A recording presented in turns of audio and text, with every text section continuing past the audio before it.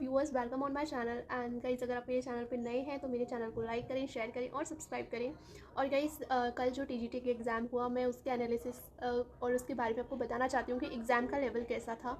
और अब जो पीआरटी वाले जो स्टूडेंट्स जाएंगे, जो अब एक अगला एग्ज़ाम जो देने जाने वाले हैं, पीजीटी वाले नहीं, आई एम सॉरी, जो और एग्ज़ाम देने वाले हैं टीजीटी वाले, मैं तो टीजीटी साइंस का देके आई हूँ, तो मैं उसी के बारे में बता सकती हूँ। लेकिन जो आपका 80 मार्क्स का पेपर है वो सभी के लिए सेम है, तो आप लोगों को हो सकता है हेल्प मिले उससे। तो गाइस, मेरा जो एनालिसिस रहा एग्ज़ाम को लेके, सब कुछ मैं आपको स्टार्टिंग से बताती हूँ। स्टार्टिंग सारे की सारी सीटेट जैसी थी, कुछ भी अलग नहीं था, वैसे ही सीटिंग प्लान्स थे और सब कुछ सेम था कि आपको स्क्रीनिंग होगी और उसके बाद आपको सीट अलॉट हो जाती है। तो वो सब आप जानते हो जैसे सीटेट में हुआ था। यहाँ पे इंपॉर्टेंट ये है कि अगर आपके जो आप आईडी प्रूफ लेके जा रहे हो ओरिजिनल, अगर उसमें कोई कमी है, अगर आपको मतलब कुछ चेंज कराना था और वो चेंज नहीं हो पाया, जैसे कि बहुत सारे बच्चों की ये चीज़ प्रॉब्लम आ रही थी कि बहुत सारे बच्चों की जो आधार कार्ड था उसमें जो डेट ऑफ बर्थ थी वो कुछ और थी और वो चेंज नहीं हो पाई थी किसी वजह से। तो क्या कीजिए, आप सेकंड अपना कोई आईडी प्रूफ ज़रूर अपने साथ रख लीजिए। जैसे आप 10th की मार्कशीट रख सकते हो, ठीक है, तो इसे आप ज़रूर लेके जाना, क्योंकि ऐसे बहुत सारे बच्चों को ऐसे बाहर निकाला गया था जिनकी कुछ प्रॉब्लम थी और वो बता भी रहे थे। तो कुछ बच्चे तो अपने साथ लाए थे अपना सेकंड आईडी प्रूफ, लेकिन कुछ बच्चे नहीं लाए थे। तो वहाँ बिल्कुल भी आपको प्रॉब्लम ना हो, लेकिन उनको जाने दिया, ऐसा नहीं उनको जाने नहीं दिया, लेकिन आप अपनी तसल्ली के लिए आप मतलब लेके जाइएगा, ठीक है। एक तो ये चीज़ थी। अब गाइस, हम पेपर के बारे में बात कर लेते हैं कि पेपर कैसा आया और कौन कौन से ऐसे क्वेश्चंस थे जो मैंने पेडागोगी के देखे, ठीक है। और मैं और सारे सब्जेक्ट के बारे में बात कर लेते हैं कि एग्ज़ाम कैसा आया था और एग्ज़ाम में क्या क्या क्वेश्चन थे। इस वीडियो में मैं आपको सिर्फ पेडागोगी के क्वेश्चंस बता रही हूँ। 40 जो क्वेश्चंस आए थे, मैंने ऑलमोस्ट आपको 15-16 क्वेश्चन मैंने कर लिए हैं जो मुझे याद रहे। और मैं सच बताऊँ आपको, पेपर बहुत ज़्यादा टफ आप कहो नहीं आया था। और मुझे ऐसा लग रहा है कि अगर मैं एनालिसिस बताऊँ आपको ओवरऑल पेपर का, तो गाइस पेपर बहुत ज़्यादा, जो 80 मार्क्स का वो जो पेपर था ना, मैं तो सच बताऊँ ना, जिस बच्चे ने बहुत अच्छे से पढ़ाई की है ना उसके लिए बहुत इजी पेपर था, बहुत इजी पेपर था। मतलब हिंदी तो आप ऐसी समझ लो कि मतलब आपको लगेगा ही नहीं कि यार मैंने इतना कुछ पढ़ा उसमें से कुछ आया ही नहीं। या क्योंकि ये हो सकती है एक चीज़ कि वो 10 नंबर की थी एक तो, क्योंकि वहाँ पे सिर्फ वो कैब वाला पोर्शन आया था, इस वजह से शायद ऐसा लग रहा हो, लेकिन वो कैब पोर्शन बहुत ईजी था।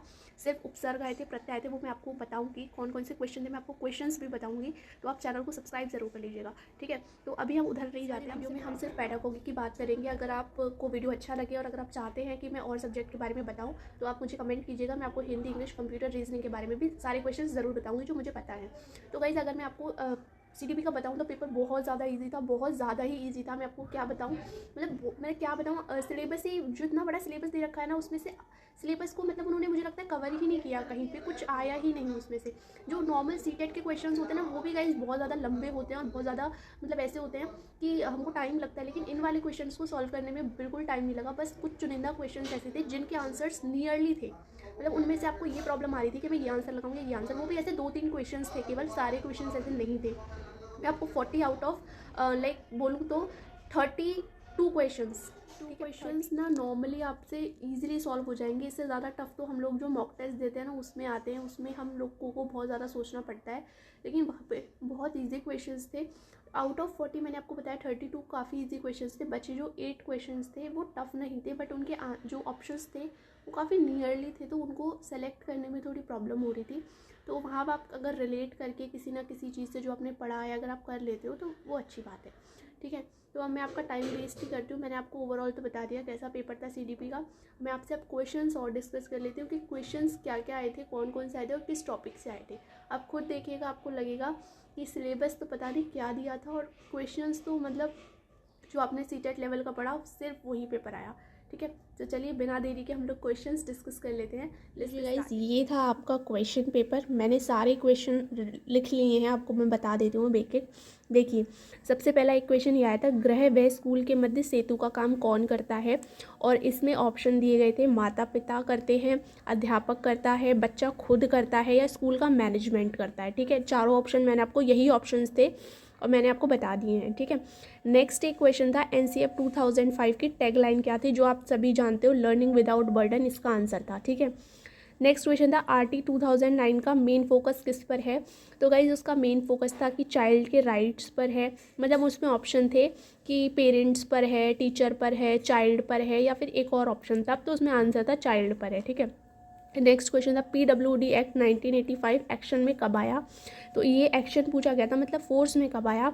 तो जैसे आप जानते हो जनवरी 1986 में आया था, तो ये इसका आंसर था, ठीक है। नेक्स्ट क्वेश्चन था, the teacher behave towards adolescent child, ठीक है। मतलब ये वाला क्वेश्चन मैं आपको बता रही थी ना नियरली, देखो मैं आपको इसके ऑप्शंस भी बता देती हूँ। इसमें ऑप्शन ये दिए गए थे कि जैसे एक क्वेश्चन पूछ रहा था जो टीचर है उसको एक अडोलसेंट चाइल्ड की तरफ कैसा व्यवहार करना चाहिए अपना।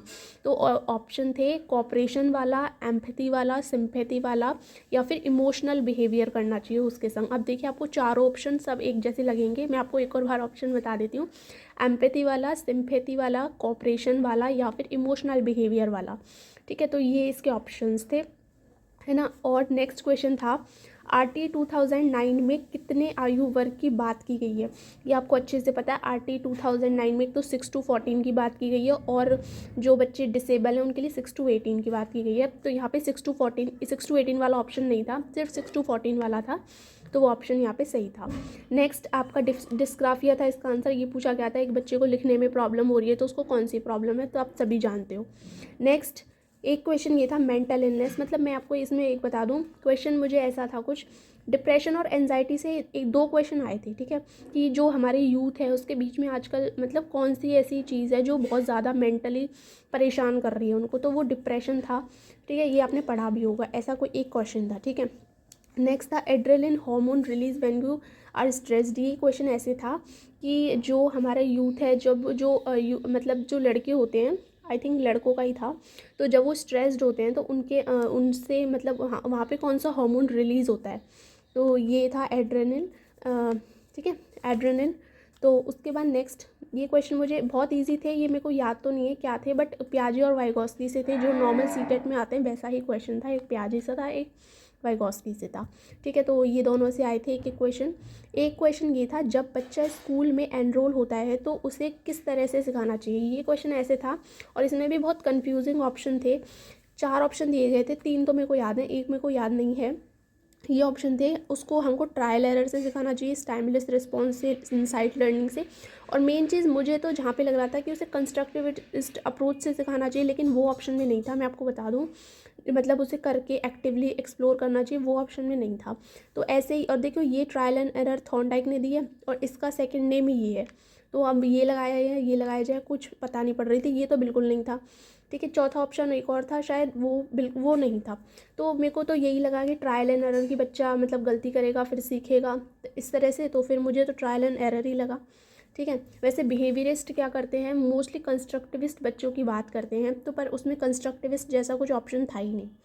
नेक्स्ट था लीडरशिप से एक क्वेश्चन था, बेस्ट लीडरशिप आपकी कौन सी है, ये पूछा गया था। एक तो मुझे याद नहीं है, 3 मुझे याद है, एक ऑटोक्रेटिक दी गई थी, डेमोक्रेटिक दी गई थी, ट्रांसफॉर्मेशन दी गई थी, एक और दिया गया था। तो सबसे अच्छी पूछी गई थी इसमें से कौन सी लीडरशिप है, ठीक है। 13 क्वेश्चन ये था टीचर को अच्छा शिक्षण बढ़ोतरी के लिए क्या सुझाव सही है, मतलब ये देखिए ये क्वेश्चन था कि अगर टीचर को, तो मतलब उसको अगर अपना शिक्षण अच्छा करना है तो उसको क्या करना चाहिए, ठीक है। तो उसको हमको इंसेंटिव्स देने चाहिए, उसको बेस्ट सर्विसेज देनी चाहिए, या फिर हमको सेमिनार्स, और एक और ऑप्शन था। चारों ही ऑप्शन अच्छे थे, आपको इसमें बहुत ज़्यादा कन्फ्यूज़न होगा, जैसे इंसेंटिव्स भी उसे मिलने चाहिए अगर वो उसका शिक्षण अच्छा करवाना है, सर्विसेज और फैसिलिटीज़ भी उसको अच्छी मिलनी चाहिए, उसको अपॉर्चुनिटी भी मिलनी चाहिए, ठीक है। ऐसे ही कुछ ऑप्शन था, और एक था सेमिनार। तो सबसे बेस्ट मुझे तो सेमिनार्स ही लगा, जिससे क्या होगा जो उसका शिक्षण है और जो उसको नई नई क्या होगा उसको चीज़ें जानने को मिलेंगी। तो ये थे ऑप्शन, ठीक है। तो आपको समझ आ रहा होगा कि ऑप्शन कितने ज़्यादा करीब दिए जा रहे हैं, कि मतलब बहुत ज़्यादा आपको मतलब सेलेक्ट करना पड़ेगा कि कौन सा ऑप्शन सही है और कौन सा ज़्यादा सही है और कौन सा बिल्कुल ही सही है, मतलब सब सारे ही सही लग रहे थे, ठीक है। नेक्स्ट क्वेश्चन ये था अच्छे शिक्षण में क्या महत्वपूर्ण भूमिका निभाता है, ठीक है। इसमें भी चारों ऑप्शन एक जैसे थे, effective use of black board, best infrastructure, महंगे संसाधन, और शायद एक ऑप्शन था एनवायरनमेंट से रिलेटेड कि अच्छा एनवायरनमेंट।